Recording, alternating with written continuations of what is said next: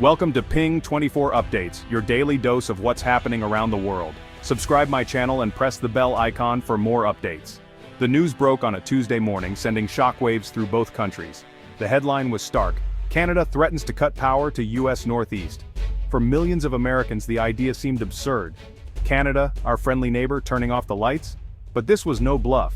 It was a calculated response to sudden U.S. tariffs on Canadian steel and aluminum. Ontario's premier delivered the ultimatum quietly but firmly: reconsider the tariffs or face a surge in electricity prices. For states like New York and Michigan, which rely on Canadian power, this was an economic dagger. In Washington, disbelief quickly turned to anger. President Trump dismissed the move as a desperate gambit, convinced Canada would never follow through. But he misread the mood. For Canadians, the tariffs felt like a betrayal from their closest ally. The threat to use electricity as leverage showed just how deep the wound was. The story dominated headlines. In border towns, people who crossed daily for work or family were stunned. They'd never imagined a day when their governments would be locked in such a bitter dispute. The sense of dread grew. How could a trade spat over metal escalate so quickly, threatening to plunge their interconnected lives into darkness? The shockwave was real, and the aftershocks were just beginning.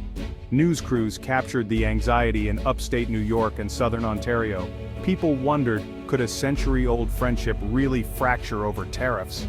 The answer, for the first time in generations, seemed uncertain. The crisis had only just begun. To grasp the shock, you need to understand the U.S. Canada relationship.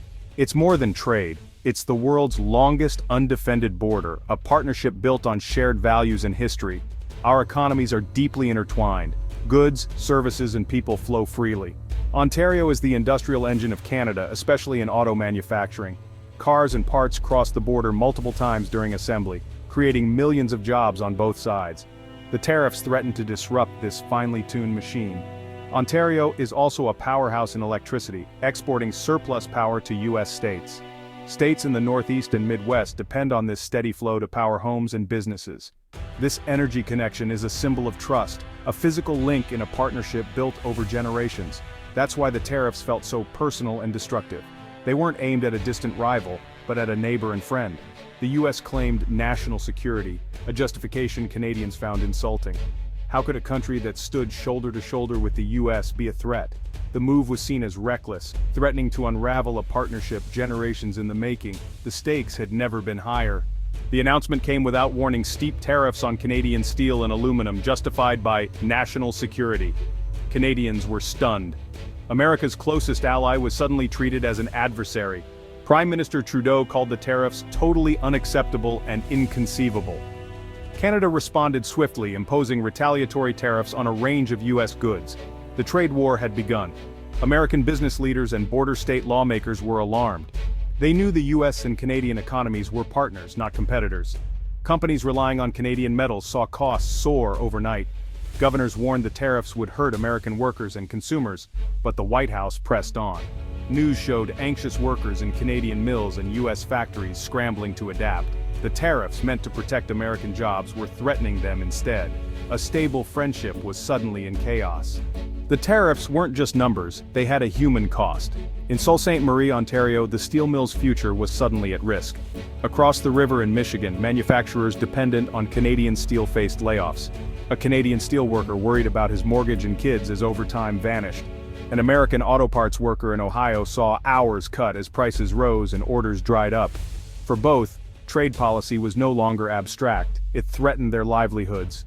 The ripple effects spread: trucking companies lost business, small towns suffered, and local shops struggled. In Windsor, Ontario, the auto parts industry was thrown into chaos by the new tariffs. This wasn't just about big corporations, it was about entire communities. Frustration and anger grew. Canadians saw American bullying. Americans blamed their own government. Town hall meetings echoed with fear and resentment. People felt abandoned by leaders and anxious for the future. The tariffs damaged not just economies but the trust and goodwill that had defined border communities for generations. The cross-border fabric was fraying. Families and factories were caught in the crossfire. The pain was real, and the wounds ran deep. The stakes were no longer just economic, they were personal. Ontario's leaders did something rare. They united across party lines. The Premier and opposition leaders stood together, declaring an attack on Ontario's economy was an attack on all of Canada. Behind the scenes, a task force of business, labor, and energy experts searched for leverage. Retaliatory tariffs weren't enough, they needed something stronger. The idea used electricity exports as a weapon. Some hesitated, fearing it would damage Ontario's reputation as a reliable partner.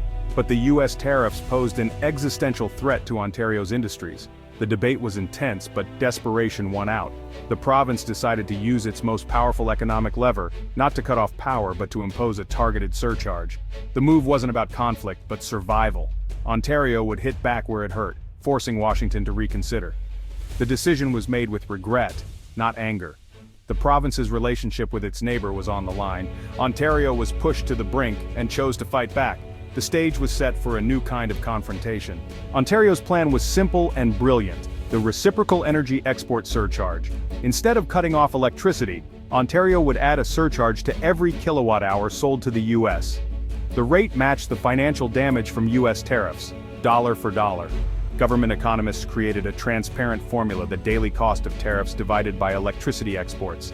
If U.S. tariffs rose, so did the surcharge. If tariffs ended, the surcharge vanished. The message: your policy is causing this pain, end it, and relief follows. The Premier announced the surcharge calmly, framing it as a reluctant but necessary response. He expressed regret for the hardship, but blamed U.S. protectionism. The tone was sorrowful resolve, not anger. The effect was immediate. North American energy markets plunged into chaos. The surcharge doubled the price of Ontario's electricity exports overnight. Utility companies in New York and Michigan faced massive, unexpected costs. They had to choose: absorb the hit or pass it to customers.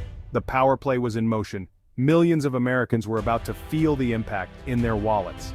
The economic chess match had entered a new phase. Ontario's move forced everyone to pay attention. The electricity surcharge hit the U.S. Northeast fast.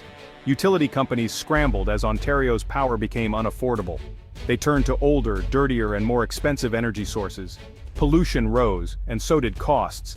For families in Buffalo and Albany, utility bills jumped 20 to 30%. Low-income households faced tough choices: pay for power or buy groceries.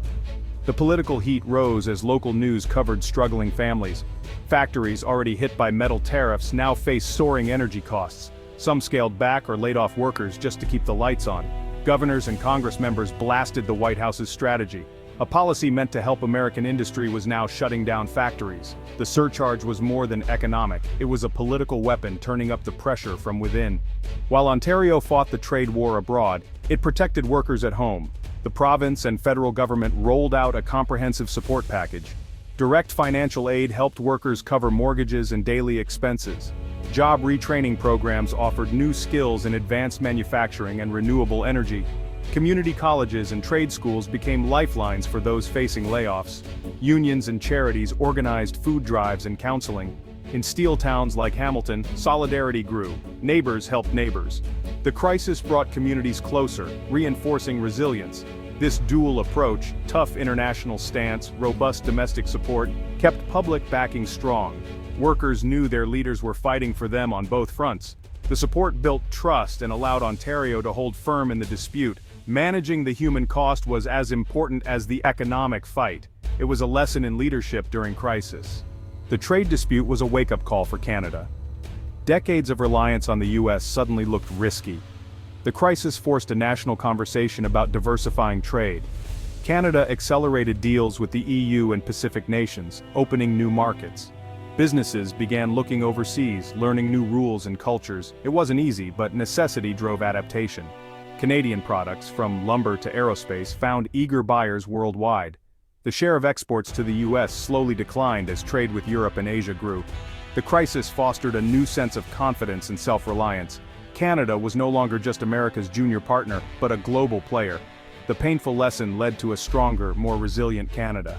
The country's economic destiny, and its view of its neighbor, were forever changed. Out of crisis, Canada found new strength.